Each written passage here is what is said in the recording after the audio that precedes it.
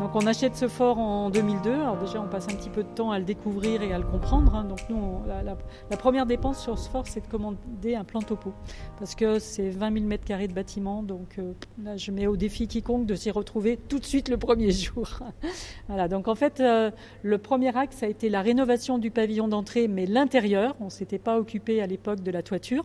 Le mandat suivant, on a fait un centre équestre. Donc si vous voulez, tout à l'heure on pourra aller voir le centre équestre. Heureusement, on a bien sûr la mission patrimoine Stéphane Bern, la fondation du patrimoine qui nous aide énormément, et également la fondation Total Énergie, parce qu'on est une des 8 villes de France qui avons une raffinerie sur son territoire.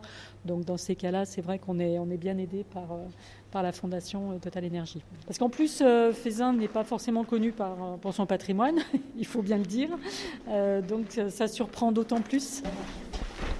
Voilà, la grande caponnière. Donc on a un tunnel de 70 mètres de long qui permet de descendre jusqu'à cette caponnière. Donc c'est une caponnière qui n'est pas ouverte tout le temps, hein. C'est pour des visites guidées, ou là bien sûr pour les journées du patrimoine. On a une grosse activité ce week-end. On a des visites guidées toute la journée, samedi, dimanche, et on a déjà 200 réservations. Donc c'est un joli petit succès par avance. Ça marche bien ces journées. Oui. Le plafond est nickel. Et bien voilà, il est d'époque.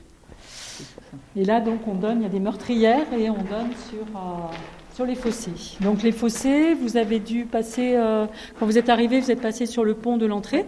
Là on peut faire le tour des fossés. D'accord. Voilà. Et donc là la caponnière, elle servait à quoi ? Alors c'est ça qui était le dernier élément défensif d'un fort. Hein. Donc, quand les militaires s'étaient retranchés là, après il y avait peu de chance pour eux. La salle des enfants perdus, comme disait un colonel qui a travaillé avec nous quand on a acheté le fort. Et d'ailleurs on voit à un moment les roses.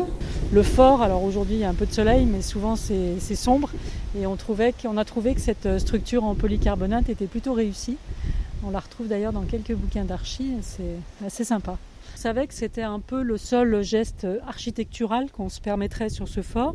Bon, comme on n'est pas monument historique, je pense que ça a été bien étudié par tous, mais bon, on a eu des avis favorables parce que ça s'intègre plutôt bien. Et je crois que ce loto du patrimoine, il a beaucoup fait pour que finalement le patrimoine soit un peu démocratisé, parce que tout le monde a dans son département ou autour de chez lui un projet qui a été labellisé loto du patrimoine. Et je trouve que c'est bien, c'est important.